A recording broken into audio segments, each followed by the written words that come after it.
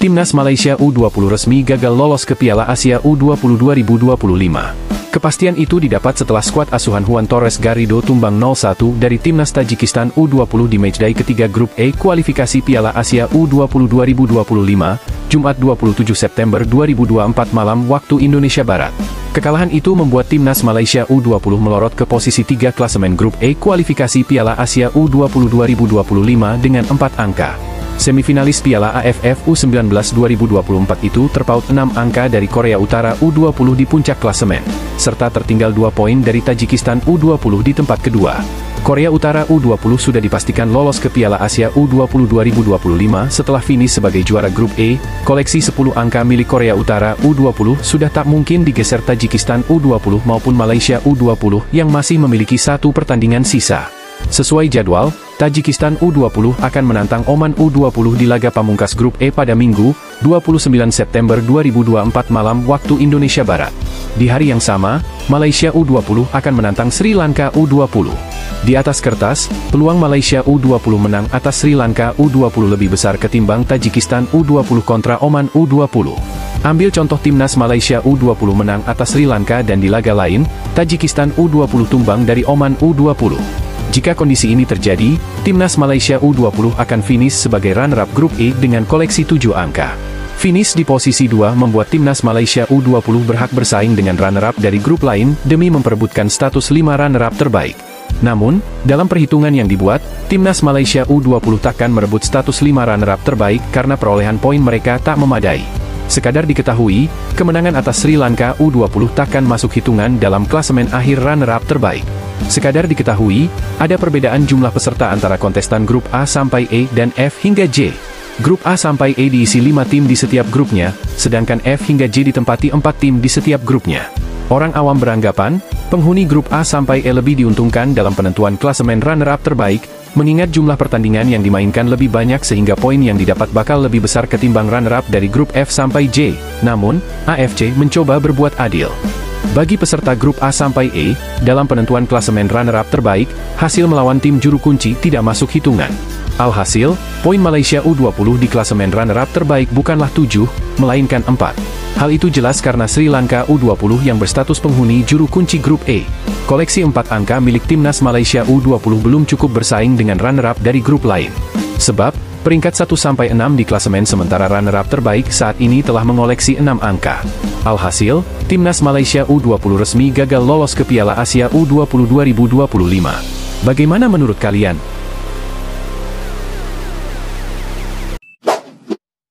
Timnas Indonesia U20 kebobolan, hampir saja dipermalukan Timor Leste U20. Garuda Nusantara langsung main ngotot sejak peluit kick-off dibunyikan. Serangan pasukan Indra Syafri tersebut dimotori Jens Raven. Menit ke-10 Timnas Indonesia U20 mengancam lewat serangan sayap. Doni Tri Pamungkas mengirimkan crossing terukur. Sayangnya Raven yang berdiri bebas gagal menjangkau bola. Tak putus asa, Garuda Nusantara terus mengurung pertahanan Timor Leste. Usaha Timnas Indonesia U20 akhirnya berbuah manis pada menit ke-12. Raven yang menyerangkan bola memaksimalkan umpan dari sayap kanan. 4 menit kemudian Timnas Indonesia U20 menambah pundi-pundi gol. Kali ini Rizky Afrizal yang menyerangkan bola. Unggul 2 gol tak membuat Garuda Nusantara mengendurkan serangan. Tuan rumah terus getol menyerbu pertahanan Timor Leste. Bola dengan lancar dialirkan dari kaki ke kaki. Namun tidak ada tambahan gol hingga turun minum. Timnas Indonesia U20 terus mendominasi permainan di babak kedua. Alvarez Buffon mengancam menit ke-50. Berawal dari kiper Timor Leste yang meninju bola. Si kulit bundar kemudian disepak Buffon, namun hanya melambung dari gawang. Raven memiliki peluang menit ke-68 lewat tendangan kerasnya. Sayang, sepakan sang striker bisa diblok pemain Timor Leste. Keasikan menyerang, gawang Garuda Nusantara malah kebobolan menit ke-65 melalui torehan gol Luis Figo. Pada akhirnya skuad Garuda Asia berhasil menambah gol ketiga melalui Muhammad Ragil pada menit ke-77. Laga ditutup dengan skor 3-1 untuk kemenangan Indonesia U20. Pelatih Timor Leste Gopal Krishnan Ramasamy menilai menghadapi Timnas Indonesia U20 di kualifikasi Piala Asia U20 2025 jadi tolok ukur perkembangan sepak bola di negaranya. Gopal pun mengaku pasrah bersaing dengan timnas Indonesia U20 di kualifikasi Piala Asia U20 2025. Sebab sebelumnya saat tampil di Piala AFF U19 2024, Timor Leste juga satu grup dengan Indonesia. Ketika itu Timor Leste kalah 2-6. Namun Timor Leste jadi satu-satunya tim yang bisa membobol gawang Indonesia. Ini sudah jadi satu kebiasaan ketika bermain, selalu bertemu Indonesia, kata pria yang juga menjabat sebagai pelatih kepala tim nasional senior Timor Leste ini. Saya rasa pertemuan kami sudah biasa. Jadi kami merasa Indonesia bisa jadi satu benchmark, tolok ukur, untuk menilai perkembangan kita, ujar Gopal menambahkan. Bagaimana menurut kalian? Arhan Kakak, striker muda berbakat, secara resmi tidak ikut dalam kualifikasi Piala Dunia U20. Keputusan ini menimbulkan tanda tanya, terutama terkait pertimbangan teknis yang disebutkan sebagai alasan pencoretannya dari skuad Garuda. Menurut pernyataan resmi dari Sumarji, perwakilan badan tim nasional, keputusan tersebut berasal dari pertimbangan teknis yang dibuat oleh tim kepelatihan. Pertimbangan teknis tim kepelatihan. Karena harus bersaing dengan 4 striker yang ada. Sementara kebutuhan hanya 2 yang diambil, jelas Sumarji kepada wartawan. Meski istilah pertimbangan teknis seringkali dipakai, publik menilai performa Arhan Kakak yang menurun belakangan ini juga bisa menjadi salah satu alasan utama pencoretannya. Kehadiran 2 striker lain, Jens Raven dan Muhammad Ragil, yang dinilai lebih stabil, menjadi faktor penentu dalam keputusan pelatih. Dengan banyaknya opsi striker, tim kepelatihan merasa Jens Raven dan Muhammad Ragil sudah cukup untuk mengisi lini serang Garuda U20. Kakak, yang sebelumnya termasuk dalam 30 pemain yang dipanggil untuk ajang Seoul Earth on Us, kini harus kembali ke klubnya, Persis Solo, untuk memperbaiki performanya. Harapan untuk Kakak. Meski dicoret, Sumarji masih berharap Arhan Kakak bisa meningkatkan performanya di klub dan berpeluang untuk kembali membela timnas di masa depan. Dengan kembali ke klub, harapannya bisa meningkatkan performa dan bisa kembali dipanggil ke timnas, tambah Sumarji.